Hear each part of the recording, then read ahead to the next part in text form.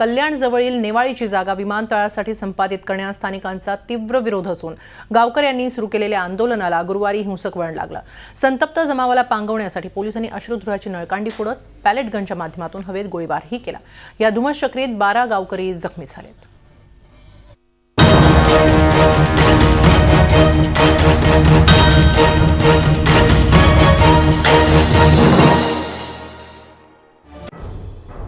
नेवाळी गावात हिंसक संघर्षाचा भडका।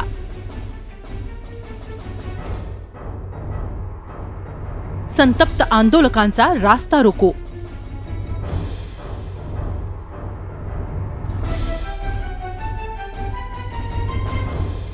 पोलिसांवर दगडफेक, वाहनांची जाळपोळ।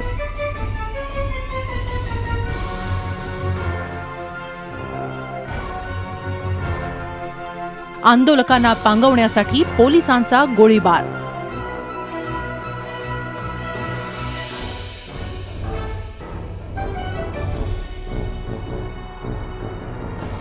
कल्याण जवळील नेवाळी गावात गुरुवारी सकाळी असा हिंसक संघर्ष पाहायला मिळाला।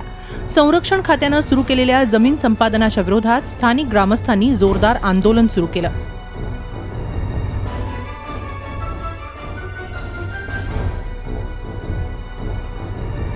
नवी मुंबई बदलापूरकडे जाणाऱ्या रस्त्यांवर रास्ता रोको करण्यात आला।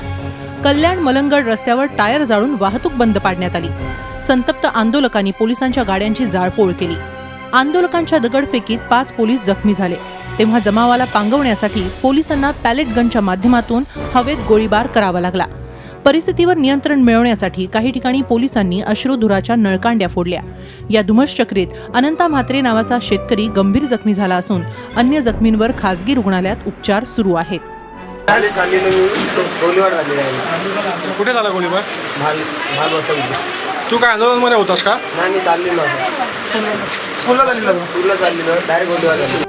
हे आंदोलन पूर्वनियोजित असून पोलिसांवर हल्ला करणाऱ्या शेतकऱ्यांवर गुन्हा दाखल करण्याचे आदेश ठाण्याच्या पोलीस आयुक्तांनी दिले।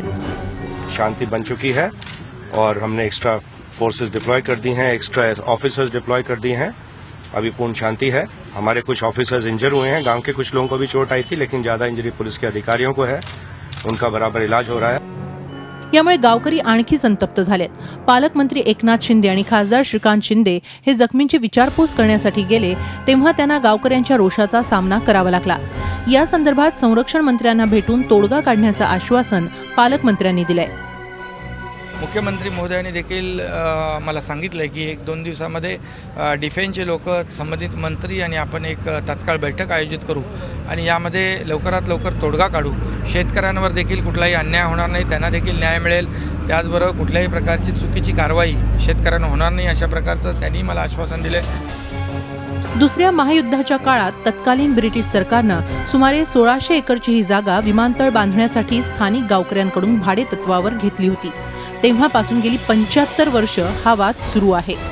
तो मिटवण्यासाठी येत्या 29 जूनला संरक्षण खात्यानं सर्व संबंधितांची बैठक बोलावली आहे। त्यामध्ये नेमका काय तोडगा निघतो याकडे आता सर्वांचं लक्ष लागलंय। कपिल राऊत, चंद्रशेखर भुयार आणि विशाल वैद्यसह ब्युरो रिपोर्ट, झी मीडिया, कल्याण। या संदर्भात आपण अधिक माहिती घेऊया आमचे प्रतिनिधी अजित मांढरे यांच्याकडून। अजित, नेवाळीचा आजचा जो संघर्ष झाला, तो जे आंदोलन झालं ते हिंसक वळणावर येऊन ठेपलं। या तीव्र संघर्षामागचं नेमकं कारण काय आणि सध्या काय स्थिती आहे?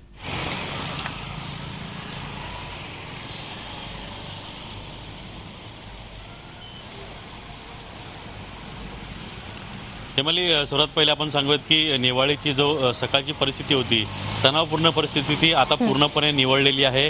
पण काही भागामध्ये अजून देखील तणाव आहे। पोलिसांच्या मोठ्या प्रमाणात कुमक या ठिकाणी तैनात करण्यात आलेले आहेत। आपण पाहू शकता की यामागे नेवाळी जो नाका आहे, जो मेन हायवे आहे, सगळ्या आंदोलकांनी याच हायवेवरती टायर जाळले होते। या हायवेवरच्या ज्या वाहतूक होत्या मोठ्या प्रमाणात त्या सगळ्या गाड्या फोडल्या होत्या। जवळपास 20 ते 25 गाड्या फोडण्यात आल्या होत्या। पण इथे पोलिसांनी आता पूर्णपणे फोर्स लावलेली आहे, त्यामुळे कोणताही वाईट प्रकार किंवा अनुचित प्रकार घडणार नाही याकरता पोलीस पूर्णपणे या ठिकाणी तैनात आहेत। अशा परिस्थितीमध्ये नेमका जो मुद्दा आहे जागेचा, तो मुद्दा कशा पद्धतीने सोडवावा हा सगळ्यांपुढे प्रश्न आहे। गावकऱ्यांचं म्हणणं आहे की साधारणपणे 75 वर्षापासून ते या संपूर्ण जागेकरता लढा देत आहेत। त्यांचं म्हणणं आहे की सुरुवातीला ही जागा ज्या कारणाकरता एक्वायर केली गेली होती ते काम पूर्ण झालेलं नाहीये। त्यानंतर पुढे एअरपोर्टचा मुद्दा आला, ते देखील त्या ठिकाणी झालेलं नाहीये. ही जागा अशीच पडून आहे, त्यामुळे ही शेती करण्याकरता आम्हाला द्यावी अशी सुरुवातीला मागणी होती. त्यानंतर ह्याचं काहीच होत नाही या जागेचं आणि सरकार देखील काही करत नाही. अशा परिस्थितीमध्ये आमच्या जागा आम्हाला परत द्यावा अशा इकडचे जे गावकरी आहेत त्यांचं म्हणणं आलं. त्यांनी पुढे जाऊन हे म्हणणं रेटलेलं आहे. त्यांनी वारंवार आंदोलनं केलेली आहेत. पण आजचं जे आंदोलन झालं होतं ते ठाण्याचे पोलीस आयुक्त जे आहेत परमबीर सिंग यांचं जे म्हणणं आहे हे आंदोलन पूर्व नियोजित होतं. सुरुवातीला फक्त पोलिसांना कल्पना देण्यात आली होती की रास्ता रोको करणार आहेत, कारण का संरक्षण विभागाने जी त्यांची जागा आहे त्या ठिकाणी 3 आठवड्यापूर्वी त्या ठिकाणी संरक्षण भिंत उभारण्याचं काम सुरू केलेलं आहे आणि त्याचा विरोध करण्याकरता गावकऱ्यांनी हा रास्ता रोको आंदोलन केलं होतं. पण पुढे जाऊन गावकऱ्यांमध्ये काही लोक होती जे परमबीर सिंग यांचं म्हणणं आहे की ते जाणीवपूर्वक समाजकंटक या आंदोलनामध्ये सहभागी झाले आणि त्यांनी जाळपोळ केलेली आहे. पोलिसांनी देखील त्यांनी मारहाण केलेलं आहे आणि त्या लोकांवरती खुनाचा प्रयत्न करण्याचा गुन्हा आम्ही दाखल केला आणि त्यानुसार त्यांच्यावर कारवाई होईल असं जे पोलीस आयुक्त आहेत त्यांनी सांगितलेलं आहे. पण मुळात हा जो मुद्दा आहे आज एवढा हिंसक झालेला आहे, याही पुढे जाऊन हा मुद्दा आणखीन हिंसक होऊ शकतो. कारण का जे गावकरी आहेत त्यांचं म्हणणं आहे की हे जे मुद्दे आहेत ते सोडवावे.